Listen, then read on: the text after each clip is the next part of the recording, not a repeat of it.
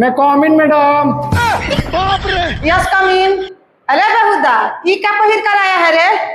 Madam जी ऊपरा जो हजिया चले लिसन आ में लेटरिन तो नहीं खे आ लोग होगेला त कहाँ गिरी मुड़िए पनू वही से हेमलेट पहन ले बनी। बैठ बेहुदा बैठ, चल बैठ।